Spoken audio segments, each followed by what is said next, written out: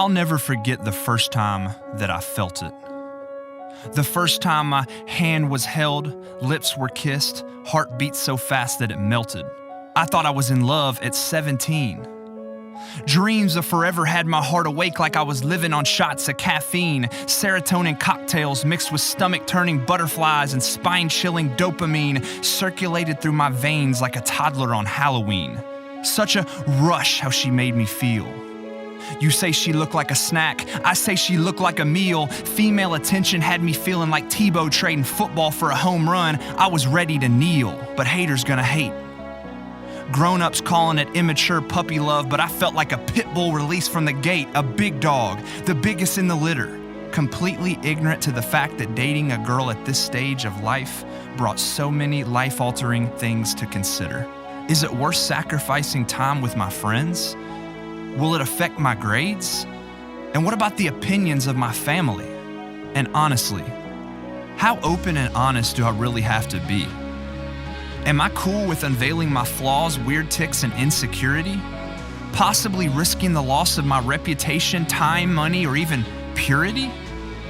Will I look back on this relationship with regret when I'm married and 30? And if my future fiance knew about this now, would she walk away thinking that I'm cheap or maybe dirty?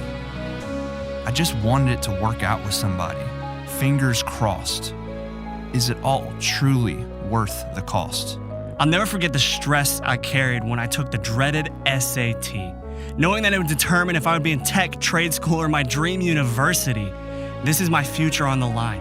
It could determine my fate. Should I stay at home, get a job, write my own story, maybe move out of state? And what do I even want to be? Will any of these options give me my dream job by 23, 33, or 43? And will I even be happy studying finance, marketing, engineering, or biology? I mean, I guess I'll go undecided, focus on me, go pokes, no gig 'em, woo pig, wait, no sick 'em? And all these schools could be ballin', and what if I wanted to save some cash and dodge the student debt and start at callin'? All these expectations with every I dotted and T's crossed. Whatever I do, I know I gotta count the cost. And it was just in time that my soul heard the news for the millionth time. But this time it was different.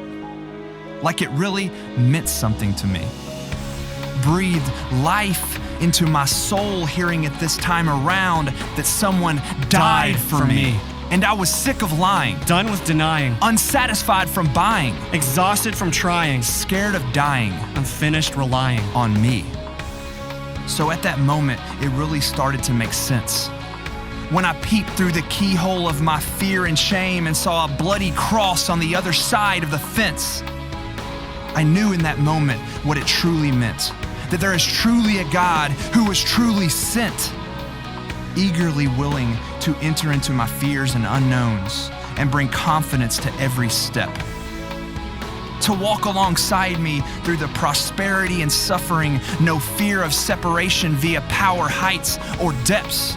Being free is free. But it demands all of me. Such a lofty expense. Because now that I think of it, I kind of like this side of the fence. I can be myself in here.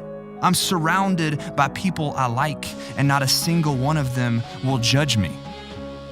I can choose to back down from stepping out in faith, and no religious church people will nudge me. I'm not shamed for going to parties and for acting a little weird.